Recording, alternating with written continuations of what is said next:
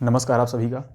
आज की इस वीडियो में हम लोग डिस्कस करने वाले हैं वैल्यूएशन सिस्टम के ऊपर, जो कि आपकी होती है मूल्यांकन प्रणाली, टीचिंग एप्टीट्यूड, जो कि आपकी पहली यूनिट है। यूनिट फर्स्ट की ये लास्ट वाली टॉपिक है जिसका हम लोग डिस्कशन अभी करने वाले हैं।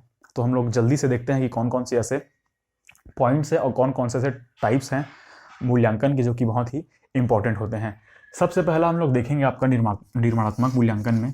तो सबसे पहले हम लोग इसके प्रकार को एक बार अच्छे से देख लेते हैं। पहला आपका होता है निर्माणात्मक मूल्यांकन, दूसरा आपका होता है योगात्मक मूल्यांकन, तीसरा आपका होता है निदानात्मक मूल्यांकन, और चौथा आपका होता है स्थानांतरण मूल्यांकन, जिसे हम लोग प्लेसमेंट इवैल्यूएशन भी कहते हैं। तो हो गया आपका फॉर्मेटिव, समेटिव, डायग्नोस्टिक और आपका हो गया प्लेसमेंट। तो सबसे पहले हम लोग डिस्कस करने वाले हैं यहाँ पर निर्माणात्मक मूल्यांकन के ऊपर। तो नाम से स्पष्ट यहाँ पर फॉर्मेटिव इवैल्यूएशन। तो निर्माणात्मक मूल्यांकन के अंतर्गत जब आपकी क्लासरूम चल रही होती है,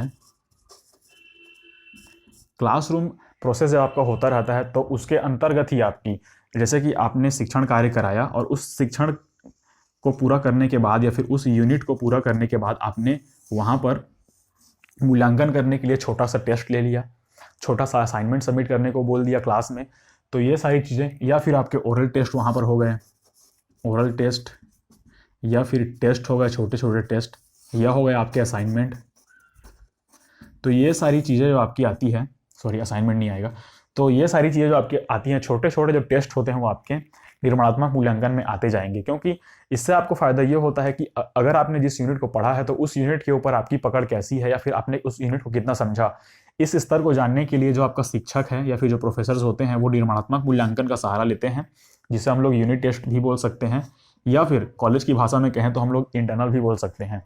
साथ ही साथ आपका जो आता है योगात्मक मूल्यांकन, समेटिव मूल्यांकन जो दूसरा होता है। समेटिव, इसके नाम से स्पष्ट है, योगात्मक मूल्यांकन पूरे सेमेस्टर का या तो पूरे सत्र का एक साथ आपका मूल्यांकन की प्रक्रिया को पूर्ण कराना आपका कहलाता है आप योगात्मक मूल्यांकन, जिसे हम लोग समेटिव इवैल्यूएशन बोलते हैं। इसमें होता यह है कि आपके मूल्यांकन की जो प्रक्रिया होती है, वो साल में एक बार या फिर 6 महीने में एक बार आपकी कराई जाएगी, जो कि पूर्ण तरीके से आपके लिखित और मौखिक दोनों तरीके से हो सकते हैं। लेकिन ज़्यादातर देखा गया है कि योगात्मक मूल्यांकन जो होते हैं आपके लिखित प्रकार के होते हैं, जिसमें आपके सेमेस्टर एग्जाम, साथ ही साथ आपकी वार्षिक परीक्षाएं एवं आपके जो वर्ष के लास्ट के अंतर्गत एग्जाम होते हैं, वो सारे एग्जाम्स इसके अंतर्गत आते हैं।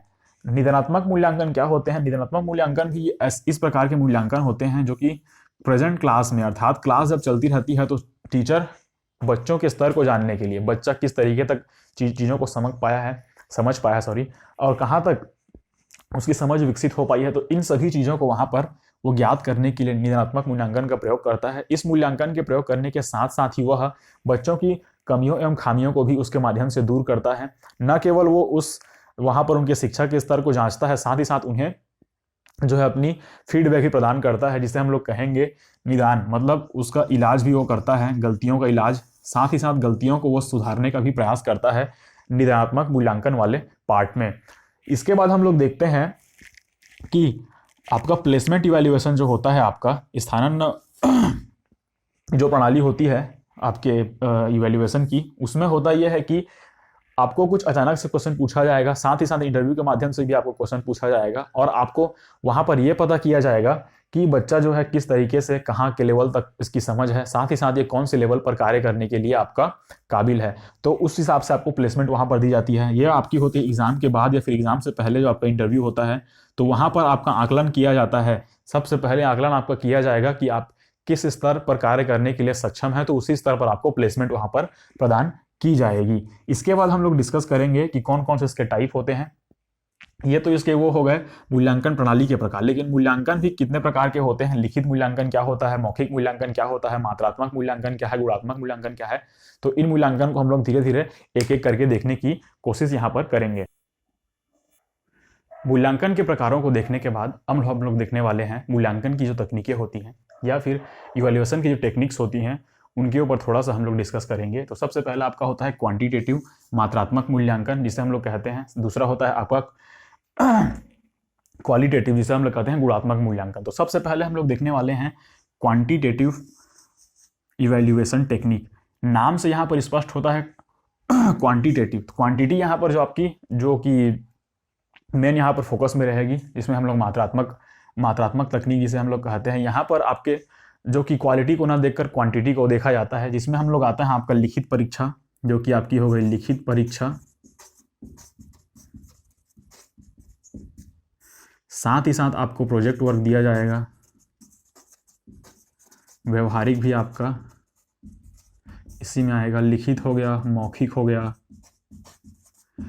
तो मूल्यांकन की जो टेक्निक होती है उसमें लिखित परीक्षा सबसे पहली आएगी, जिसमें हम लोगों को लिखित रूप में रिटर्न फॉर्म में आपको एग्जाम दिलाना पड़ता है। साथ ही साथ आपको मौखिक परीक्षा भी देनी पड़ती है, जिसे हम लोग ओरल टेस्ट भी कहेंगे। साथ ही साथ प्रोजेक्ट वर्क भी आपको देखने को मिलेगा इसमें, तो प्रोजेक्ट वर्क भी आपको वहाँ पर दिया जाएगा। साथ ही साथ आपको उसमें देखने को मिलेगी कुछ व्यवहारिक कार्य भी आपको दिए जाएंगे, जो कि बहुत सारे क्वांटिटी में आपको देखने को मिलते हैं। तो ये सारी चीज़ें होती है आपकी क्वांटिटेटिव काइंड ऑफ टेक्निक में आएगी, जो कि इवैल्यूएशन की टेक्निक है। दूसरा जो आपका आता है वो आपका आता है क्वालिटेटिव या फिर गुणात्मक यहाँ पर नाम से स्पष्ट हो रहा है कि यहाँ पर क्वालिटी को ज़्यादा जो है फोकस किया जाएगा, ना कि क्वांटिटी को। तो बेसिकली हम लोग यहाँ पर देखेंगे कि क्वालिटेटिव का मतलब ये होता है, इसमें आप लोगों का इंटरव्यू आ जाएगा। इंटरव्यू के माध्यम से, अर्थात इंटरव्यू के माध्यम से एक विद्यार्थी में जो गुण हैं उनको खोजना या फिर उन गुणों को देखना, किस तरीके से वो विद्यार्थी चीज़ों को एक्सेप्ट कर रहा है, किन चीज़ों को वो कैसे प्रतिक्रिया प्रदान कर रहा है। तो ये सारी चीज़ें जो आपकी आएंगी वो आपके क्वालिटेटिव में आएंगी। साथ ही साथ इसके ऊपर जो संचित रिकॉर्ड उनके रखे गए हैं, जो कि उनकी पूरी एंटायर जो आपका सिलेबस होता है, साथ ही साथ जो करिकुलम, जो कोर्स उसने एनरोल किया है, उस कोर्स के अंतर्गत उसकी जो क्या परफॉर्मेंस रही है, उसकी क्वालिटी क्या है, कौन कौन से उसके ड्रॉबैक है, कौन कौन से उसके फायदे हैं। तो ये सारी चीज़ों को इसमें आपका दर्शाया जाता है, जो कि आपका आता है क्वांटिटेटिव या फिर गुणात्मक रूप में जो भी आपका मूल्यांकन किया जाता है। तो वो मूल्यांकन होता है आपका क्वालिटेटिव जो है इवैल्यूएशन। अब हम लोग बात करेंगे, एक छोटा सा टॉपिक है CBCS, जिसे हम लोग ब्रॉड फॉर्म में अगर हम लोग देखें तो इसका मतलब ये होता है कि choice based credit system. Choice based credit system जो होता है वो आजकल सभी सेंट्रल यूनिवर्सिटीज़ और साथ साथ जो कि ऑटोनॉमस यूनिवर्सिटीज़, ऑटोनॉमस कॉलेजेस है, वहाँ पर आपको अच्छे तरीके से देखने को मिलेगा। चॉइस बेस्ड क्रेडिट सिस्टम का मतलब ये होता है कि एक पाठ्यक्रम आपका जो होता है नॉर्मल पाठ्यक्रम से हट कर ये पाठ्यक्रम होता है, जिसमें आपको आपके चॉइस के आधार पर आपको उन पाठ्यक्रम में इनरोल कराया जाता है। जैसे कि नॉर्मल वाले जो सब्जेक्ट होते हैं, जैसे कि BSc का जो सब्जेक्ट हो गया, नॉर्मल यूनिवर्सिटी से आप करेंगे तो वहाँ पर आपको 10 सब्जेक्ट पढ़ने होंगे एक साल में, नहीं। लेकिन यहाँ पर होता यह है कि चॉइस बेस्ड क्रेडिट सिस्टम के अंतर्गत ये होता है कि आपको हर सब्जेक्ट के अंतर्गत एक अलग उसकी चॉइस मिलती है, या तो आप कह सकते हैं उसके अल्टरनेटिव, या फिर उसके बदले आपको कुछ अलग ऐसा सब्जेक्ट पढ़ाने या फिर पढ़ने का मौका मिलेगा, जो कि आपकी आपका चॉइस या फिर आपने जो चूज किया होगा। इसके अंतर्गत आपके स्किल बेस्ड वाले भी कोर्स आते हैं। स्किल बेस्ड वाले कोर्स जो होते हैं वो आपके नॉर्मल वाले कोर्स से हटकर होते हैं, जिसमें बहुत सारी चीज़ें आपकी होती हैं। डिजाइनिंग हो गया, गार्डनिंग हो गया, आपकी लिटरेचर में आपका रुचि है तो वहाँ आप कर सकते हैं, वेब डिजाइनिंग जाएँ तो वहाँ कर सकते हैं, गार्डनिंग कर सकते हैं, एपीकल्चर कर सकते हैं। तो ये सारी चीज़ें जो आपकी आती हैं वो चॉइस बेस्ड क्रेडिट सिस्टम में आती हैं, जो कि बहुत ही अच्छा इनिशिएटिव है, जो कि सेंट्रल गवर्नमेंट के द्वारा अब सभी विश्वविद्यालयों में लागू किया जा रहा है, जो कि बहुत ही अच्छी एक बात है शिक्षण के स्तर पर देखने के लिए। तो इस तरीके से हमने यहाँ पर एक एक करके इस पूरी यूनिट को बहुत ही अच्छे तरीके से एक्सप्लेन करने की कोशिश की है। अगर आप लोगों को वीडियो पसंद आई हो तो इस वीडियो को लाइक करिएगा। साथ ही साथ अगर वीडियोस पसंद आ रही हैं तो वीडियो पर अपने वैल्यूएबल कमेंट्स जरूर करिएगा कि कौन कौन सी यहाँ पर मैंने मिस्टेक्स करी हैं, कौन कौन से टॉपिक्स को और थोड़ा सा एक्सप्लेन करने की ज़रूरत है। तो मैं कोशिश करूँगा कि उसे नेक्स्ट वीडियो में मैं अच्छे तरीके से सॉल्व कर पाऊँ। तो ये थी हमारी टीचिंग एप्टीट्यूड, जो कि यूनिट फर्स्ट है आपकी सीरीज सेट की, या फिर नेट की जो आपकी जो सिलेबस होती है पेपर फर्स्ट वाली टीचिंग एप्टीट्यूड की, वो पूरी यूनिट हम लोगों ने यहाँ पर पहली यूनिट जो है आपने खत्म कर दी है। तो अगली यूनिट में हम लोग स्टार्ट करने वाले हैं रिसर्च एप्टीट्यूड के ऊपर। तो बने रहिएगा चैनल के साथ। धन्यवाद।